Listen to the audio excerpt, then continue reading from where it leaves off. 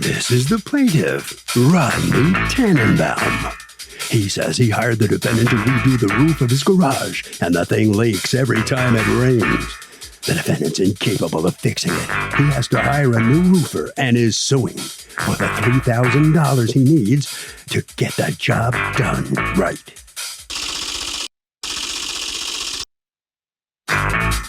This is the defendant, Dan Dorff.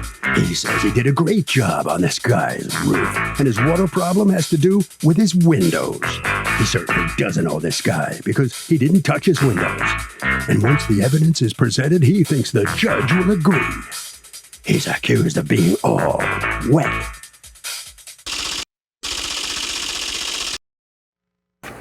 All parties, please raise your right hands. Welcome back to the People's Court. Next case on the docket, the plaintiff hired the defendant to fix his leaky roof, but it turns out the roof still leaks.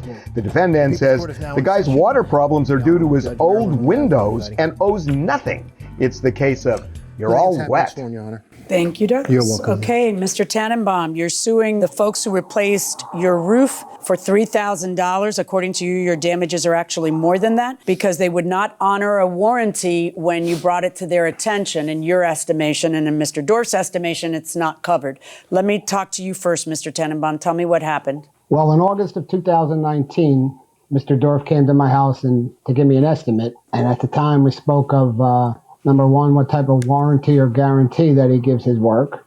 And number two, that there was this flat area roof that was made out of copper flashing that gave me concern that it was original to my house and it either needed to be replaced or Mr. Dorff was going to cover it with a flat roof system.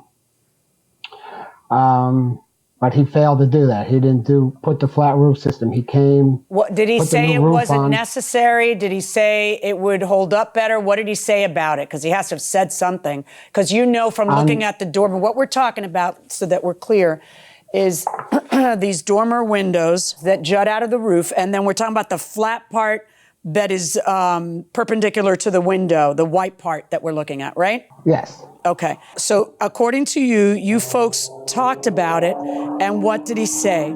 That he was going to utilize a flat roof system to cover that flashing. That's what we're talking about. This is a bird's eye view of what we're talking about, correct? Yes. What is that material I'm looking at there? That was the roofer that came to fix it, put some type of liquid membrane on it. Has that held up? As of now, yes. And according to you, he was supposed to put what there? A flat roof system. So what was it going to look like? Was it still going to look flat and white? Well, there was different colors that it came in, and I was to pick out a color that was complementary to the roof that he installed. And so did you ever pick out a color? Yeah, I picked out a gray color, but the day that he put the roof on, he advised that it wasn't necessary. Okay, let's talk about that. The day he's putting... Right, so he tells you it's not necessary for me to do that because what? Because he said the flashing was in good shape. Okay, so he doesn't replace that, but you are in fact paying him for a whole new roof, correct? Yes. And then what happens? How much later does that leak? Well, I don't know exactly when it started leaking. I could tell you that it took a few months in October where it actually leaked into my ceiling in my office. Okay. So it could have been leaking from day one. Correct. I don't know, but it finally made its way through into my office. Okay, so this is your office, and you start to see the telltale signs of water damage. Yes. Let me hear from you, Mr. Dorff. First of all, Your Honor, when I initially showed up to do the estimate, I asked Mr. Tannenbaum if he had a problem with either one of those windows. At that time, he said he had a problem, but it had been resolved. I did not realize it was copper until I removed all the shingles from the roof. At that time, I realized it was copper, and I did not want to remove the siding or the window because the copper was already up behind the siding and probably under the sill plate, because there's a very, very small room between the sill and where that copper begins. So then Why didn't you want to? Because you quoted him based on doing it. So why did you did you lower the price when you told him it wasn't necessary or no? No, I don't believe so. But I did explain to him that it was all copper. Initially, I thought it was a galvanized metal roof. When I realized it was copper, and he didn't have a problem, I didn't believe I should remove the copper. I thought it would create more of a problem with the window. Except for that, what happened is then it started leaking and it ruined his roof and his ceiling inside of his office. And he wants you to pay for it. And there's a lawsuit against you for $3,000, a statutory maximum in your state and small claims, because according to him, he paid you for a whole new roof.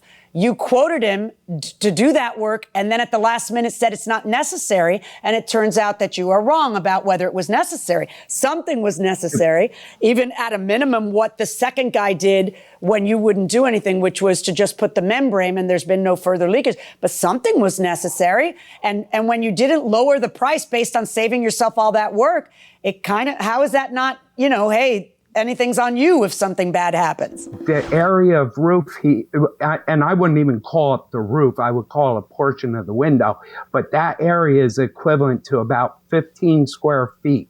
Sometimes it's just, sometimes 1 square foot could ruin your life. Right? If the leak is in I know it's not most of the roof. We don't have a problem with the rest of the roof. The issue is he feels this is on you because you quoted him, including doing work there, and at the last minute said, you know what, I'm not going to do work there. That's looking really good. So why is he out on a limb and out $3,000? It wasn't necessary to be replaced. And I believe it's the windowsill that was leaking the whole time. Well, apparently the second guy who we got to do the work doesn't believe that because he ended up putting a membrane on top of the copper thing. Have you had any problems since then, Mr. Tannenbaum? No. All right. So really that job is a $500 job. The real problem is the drywall that got ruined because that $500 job didn't get done when the $8,700 job was getting done. I'm ruling in favor of the plaintiff in this case. I rule in your favor in the amount of the $3,000. So the plaintiff prevails. $3,000 is what he was suing for and what he is going to get. Mr. Dorff, what are you thinking right now? You're the defendant. She's the judge. She made the decision. I don't agree with it, but I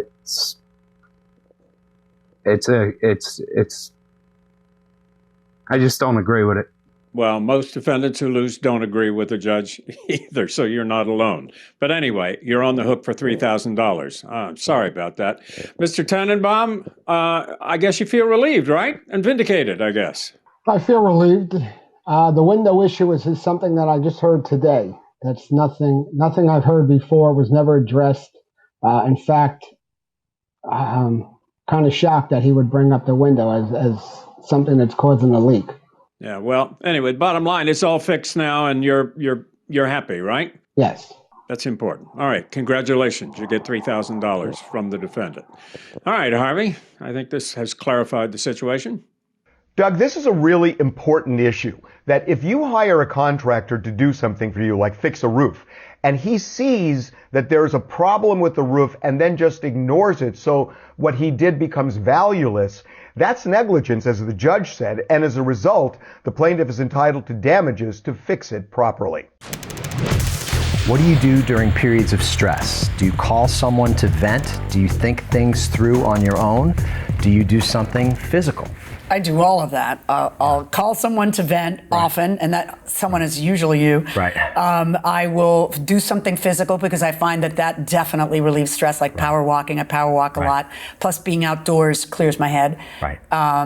Any problem I have, I think through ad nauseum, I should add, Yeah, you until do. I've analyzed every single obsessive, Yes. and I come up with some of my greatest thinking when I'm obsessing over a problem. Right, so you're a little OCD when it comes to that sort of thing. Yeah, and I do my best work that way, so I don't really care. Right, if there's a big problem, like you're up early in the morning and you're just like sitting there at your desk trying to I'll spend what other people, and I did that in college and law school too. I'll spend an inordinate amount of time working on something that someone else might, an embarrassingly long amount of time, and I don't mind. Right. Like other people would never spend that much time attacking a problem I don't mind. I put thought into I it. agree. I'm with you, though. I like the physical release of maybe going walking, running, biking, whatever it is that people like to do. But one other thing you're missing on, pinball. Pinball is great. Okay, so, get... Pinball is just a source of stress for me. Just Stop that racket.